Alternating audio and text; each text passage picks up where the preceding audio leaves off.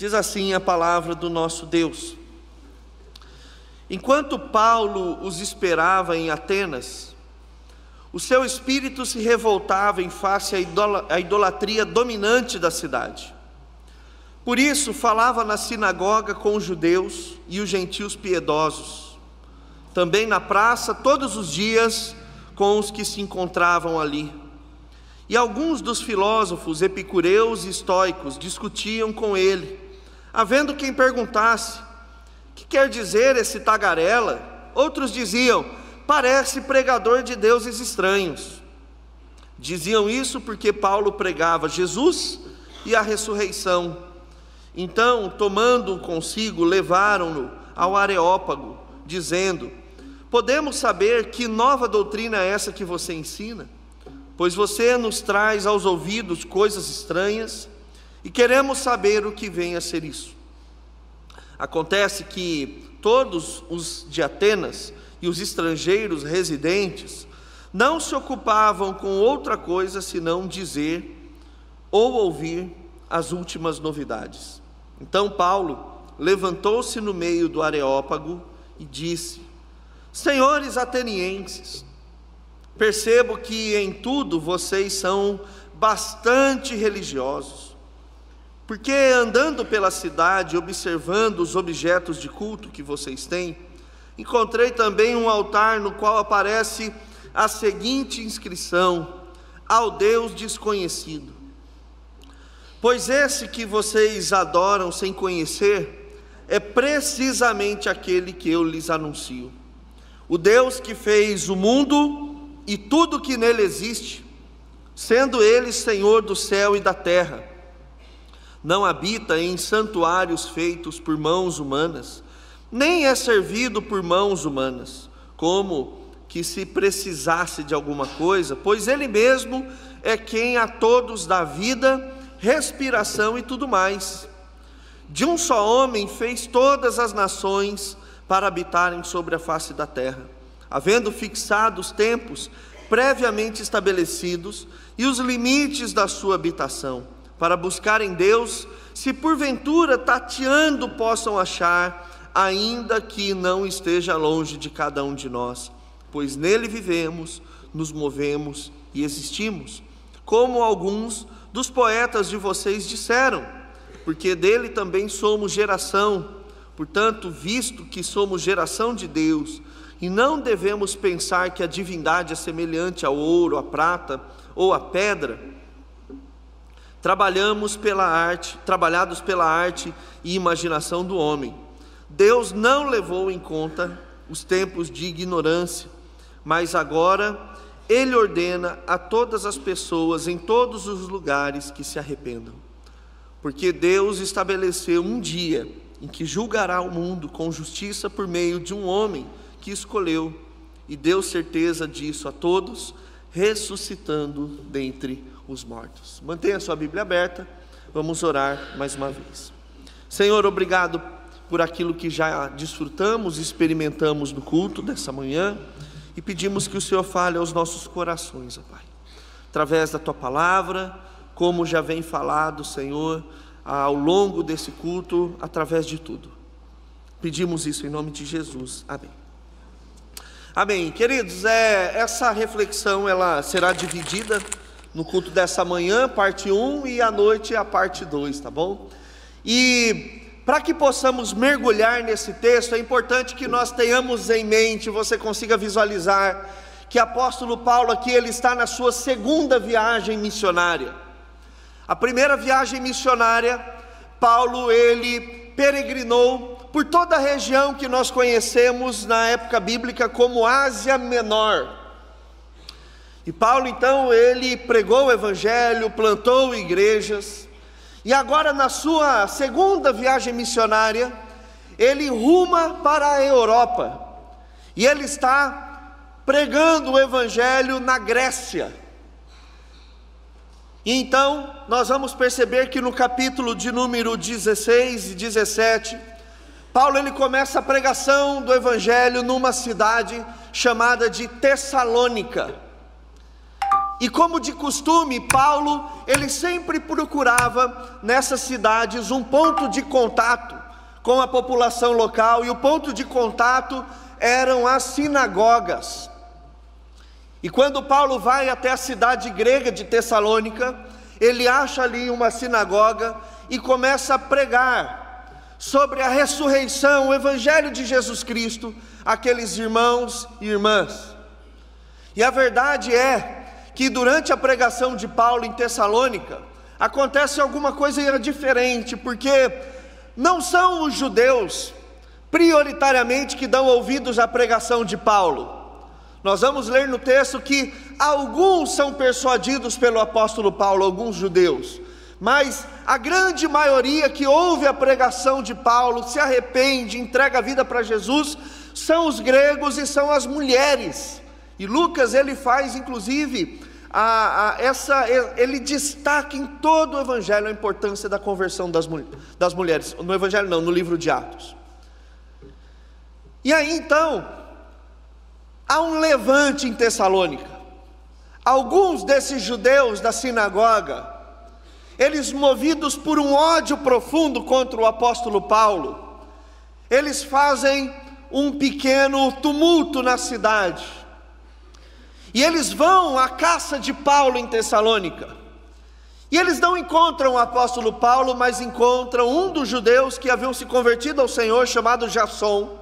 E eles entram na casa de Jasson e levam ele para o tribunal, acusando que este Paulo e toda a sua corja estão contra César, anunciando que existe um outro rei chamado Jesus. E Paulo e sua equipe, sabendo disso, sabendo que o ódio desses judeus era tão grande que queriam matar o apóstolo Paulo, transferem ele de cidade, tiram ele de Tessalônica e enviam ele para uma cidade chamada Bereia. E nós conhecemos a fama dos bereanos, ávidos no estudo bíblico, em saber profundamente, judeus piedosos que queriam saber profundamente aquilo que as Sagradas Escrituras diziam. E Paulo então vai para Bereia e ali passa a ensinar. E esses judeus querem conhecer a palavra, eles estão interessados no assunto, mas o apóstolo Paulo não tem um minuto de sossego para pregar. Enquanto ele estava em estadia na cidade de Bereia, esses judeus de Tessalônica ficam sabendo que Paulo está em Bereia e eles vão para lá. E eles vão à caça do apóstolo Paulo para acabar com a vida do apóstolo Paulo.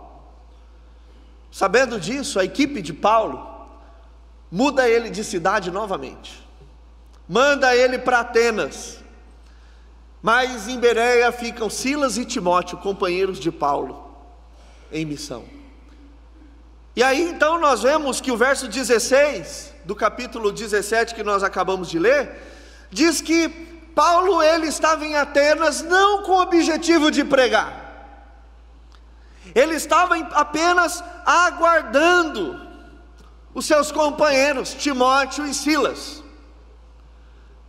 Mas o texto que nós lemos mostra que Paulo ele foi tomado por um espírito de revolta em face à idolatria daquela cidade. Atenas, ela já não gozava dos seus dias de majestade, como na época dos seus grandes filósofos.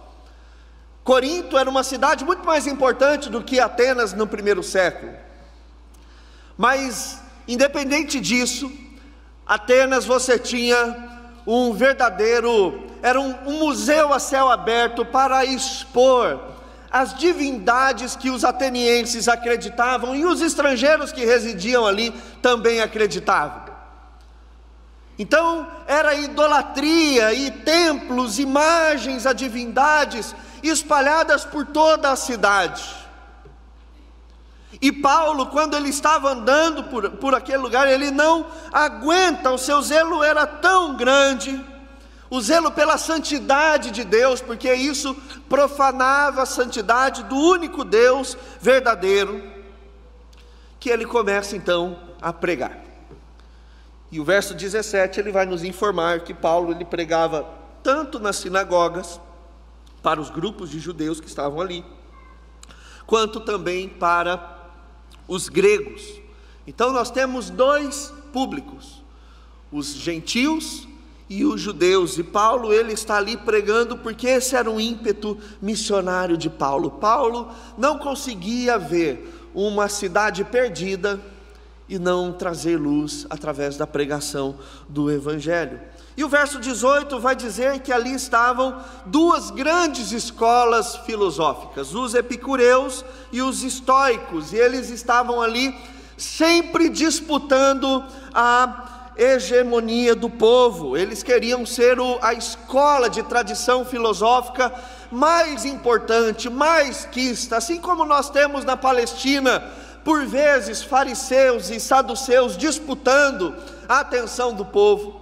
Lá na Grécia a gente tem essas duas escolas da filosofia, né? E Paulo, ele precisa encontrar aqui na pregação um outro ponto de contato. Afinal de contas, ele não está mais na Palestina, agora ele está na Grécia. Quem é Abraão, Isaque e Jacó para os gregos? Malemar eles sabem das histórias da Palestina. Se Paulo começasse a sua pregação a partir do mesmo modus operandi que ele fazia isso na Ásia Menor, ou nas regiões da Judéia, da Samaria, ele não teria muito diálogo, muita conversa.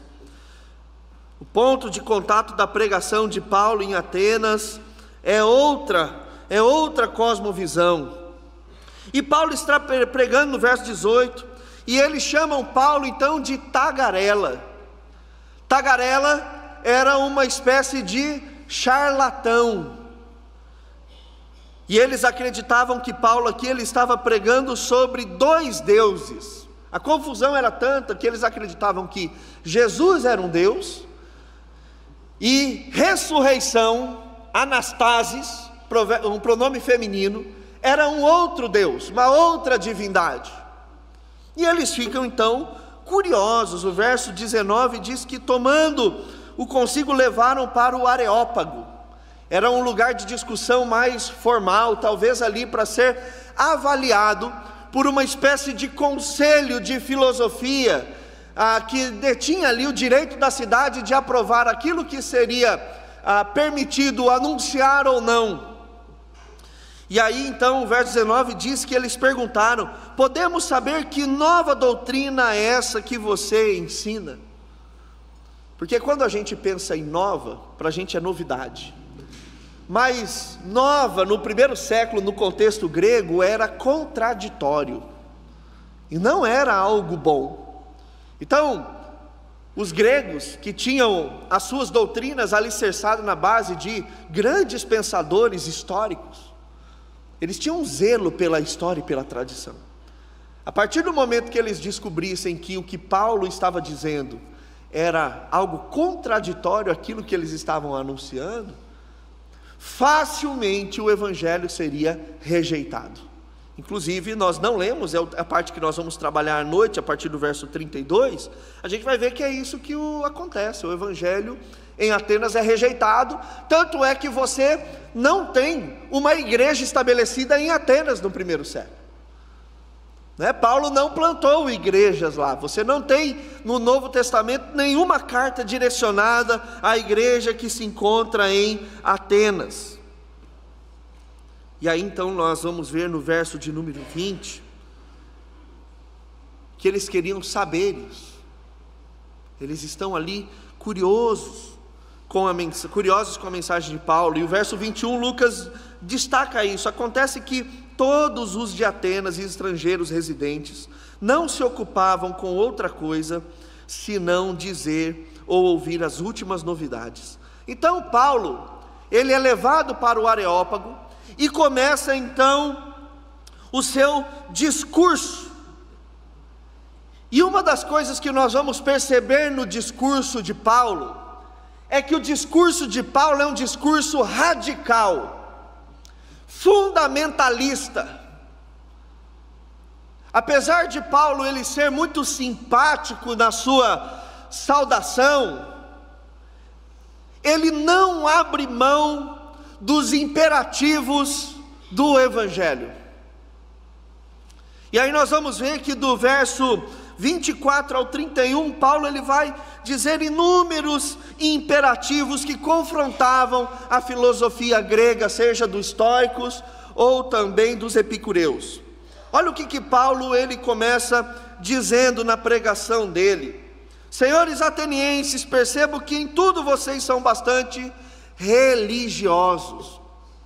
Inclusive hoje na nossa cultura a gente tende a olhar a palavra religião de modo negativo, mas no cerne da palavra religião existe uma conexão, existe reconciliação, religar o homem com Deus. E do ponto de vista bíblico, o cristianismo ele é a única religião verdadeira, a única religião que liga Deus, ou melhor, liga o homem a Deus de fato por meio de Jesus Cristo. Então a gente tem medo às vezes de falar, o que é o cristianismo? A gente tem medo de falar que é religião porque temos o medo de sermos taxados como religiosos. A gente fala, é um movimento. Não, somos uma religião.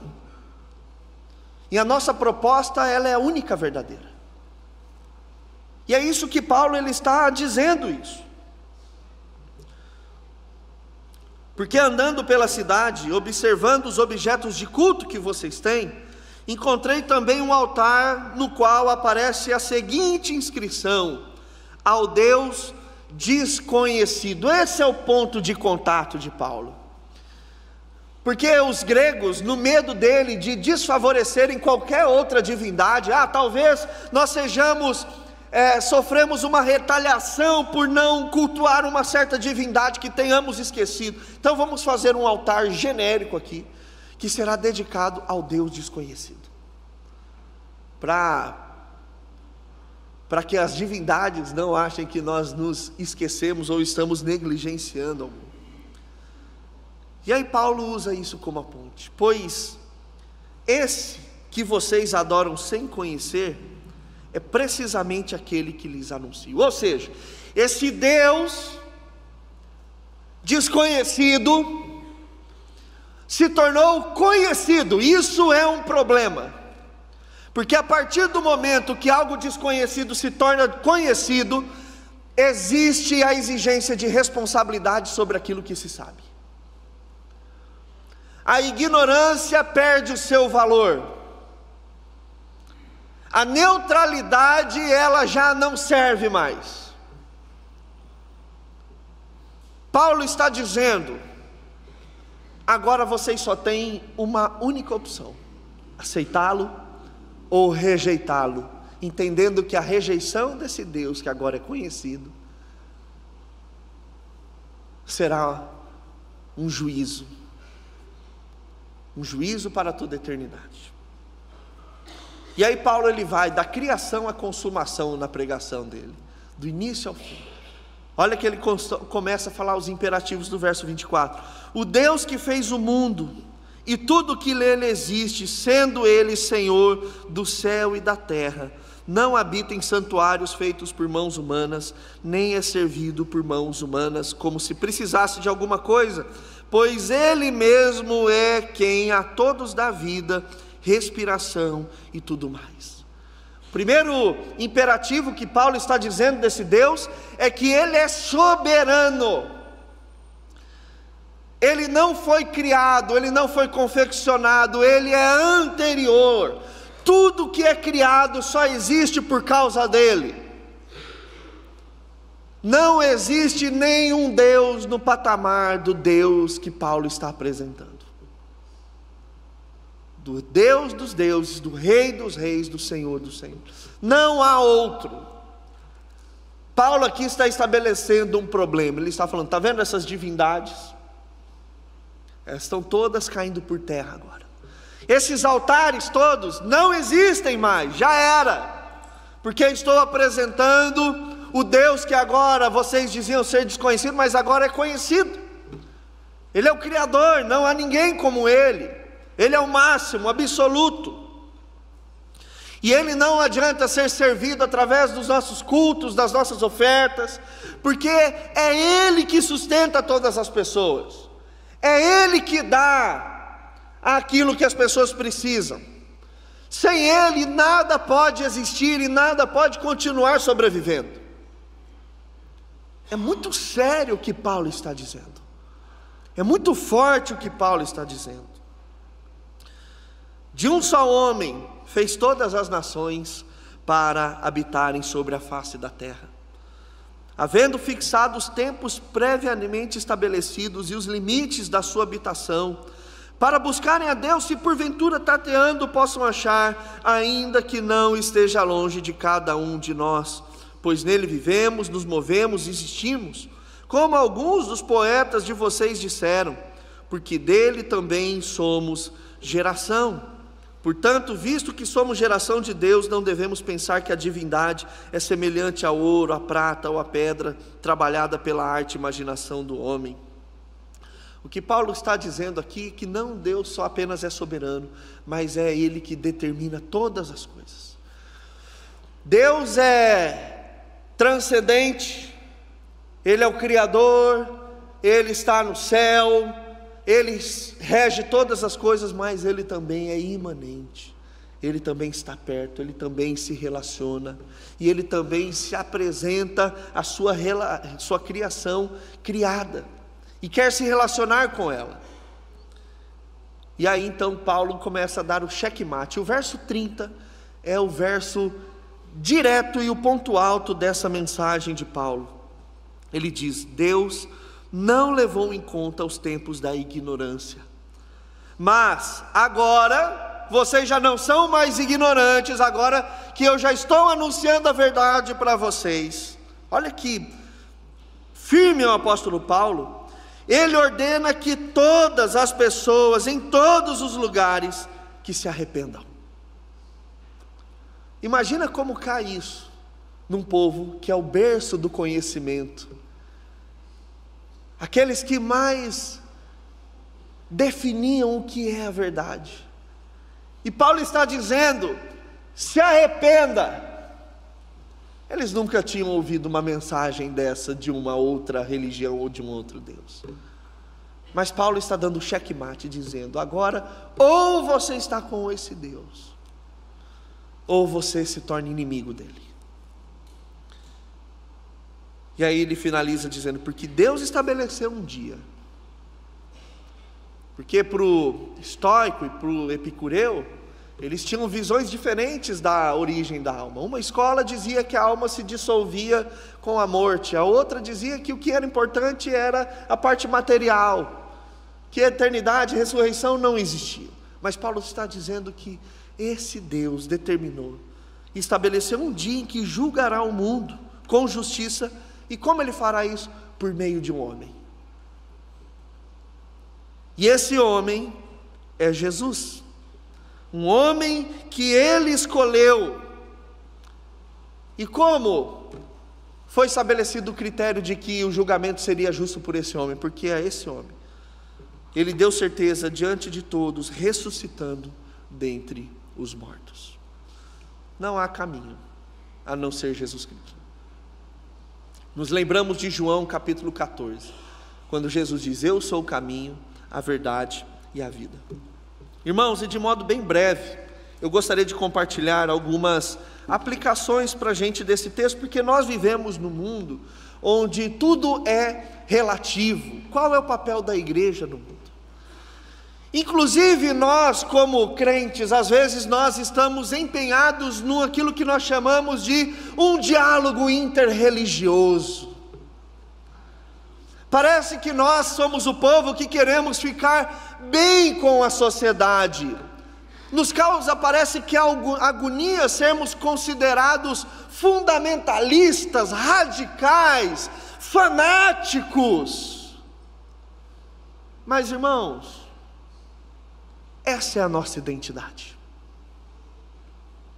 Não como o mundo imagina. Mas o crente, ele não abre mão da verdade do Evangelho. O crente, ele não se vê mais como co-irmãos em detrimento a tantas outras religiões e movimentos de espiritualidade. Nós temos sim um fundamento. Isso não significa que nós não somos acolhedores e amorosos, mas nós não negociamos a palavra do Senhor. E é isso que Paulo ele está dizendo aqui. E a primeira lição que nós podemos tirar desse texto é que quando nós tentamos apaziguar todos os deuses atenienses à nossa volta, inevitavelmente estaremos afrontando o Deus verdadeiro. Inevitavelmente. O Evangelho não é uma religião de concessões, mas nós somos um único caminho. Paulo chegou lá em Atenas e ele não foi intimidado pelo panteão de deuses atenienses. Paulo sabia que se ele tivesse ou tentasse agrupar, apaziguar o pensamento religioso de todos os atenienses, ele estaria afrontando o Deus verdadeiro. E de modo prático, meus irmãos, o que eu quero dizer aqui é que nós não compactuamos com as demais religiões que nós vemos por aí. Por exemplo, no Concílio de Trento, após a Reforma Protestante, lá no século XVI, os protestantes foram chamados pela Igreja Católica, e está lá num documento oficial que não foi revogado até hoje, de anátema. Sabe o que significa anátema? Maldito.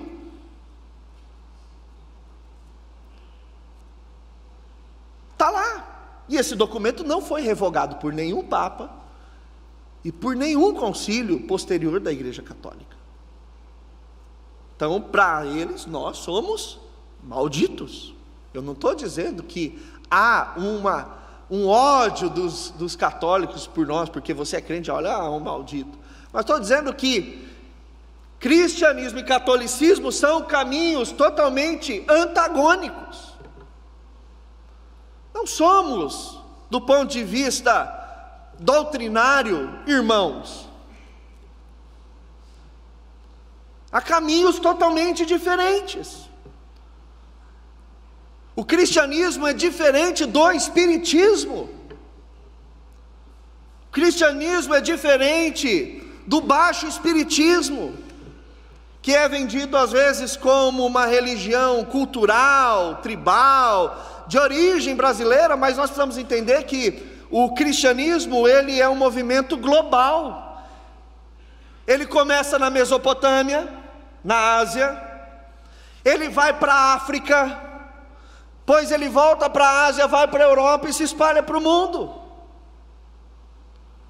Então, se existe uma religião do ponto de vista global, essa é o Evangelho, que passa por todos os continentes até alcançar o perdido. Mas o problema é que hoje nós queremos, muitas vezes, com a mensagem da boa vizinhança, do politicamente correto, fazer concessões, e ao mesmo tempo nós estamos agregando deuses estranhos, quando na verdade nós somos o povo que não negociamos os nossos valores. E é isso que Paulo ele está dizendo aqui. Ele está dizendo que o Deus de vocês é balela, são mentirosos, são falhos, falsos. E o único Deus agora verdadeiro, Criador, é diante dele que todos comparecerão em juízo, para o julgamento. Isso faz nós olharmos com o zelo do apóstolo Paulo. Como está o zelo em nosso coração do Evangelho? Será que no nosso dia a dia nós estamos fazendo concessões a deuses estranhos e atenienses? Porque toda essa concessão, sem dúvida alguma, acaba afrontando Deus verdadeiro, Deus único. Também uma segunda aplicação, meus irmãos, que esse texto nos dá, é que não há mais altar para um Deus desconhecido, mas agora um julgamento, para que todos que ignorem a Deus sejam julgados. É duro, né? Porque é muito mais fácil falar assim: olha, Deus é amor, Ele acolhe todo mundo, Ele não liga para você, não, meus irmãos. O Evangelho, ele é um símbolo, sim, de que haverá um julgamento. A cruz no Calvário é o símbolo de que um dia haverá um julgamento. E que agora não existe mais espaço para a ignorância. Enquanto houver uma igreja que leva o Evangelho a sério numa cidade, ninguém dessa cidade será abrandado com eles são ignorantes, não conheciam a verdade, pelo contrário. Por isso que o próprio Jesus disse que a igreja é o sal da terra e é a luz do mundo. Você não pode esconder uma cidade edificada sobre o monte. Nem pega a candeia e esconde embaixo da cama. Não existe agora mais desculpas. O que existe é um julgamento. E louvado seja Deus, porque um dia o Senhor, Ele decidiu se revelar para cada um de nós.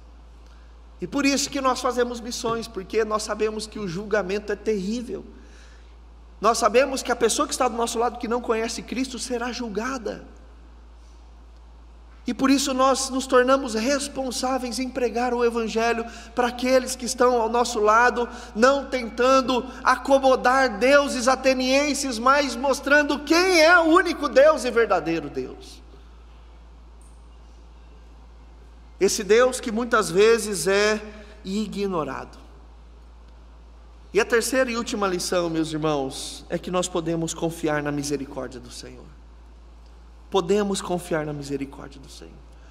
Porque mesmo o Evangelho sendo essa religião fundamentalista, não do ponto de vista odioso, mas nós temos um firme e verdadeiro fundamento.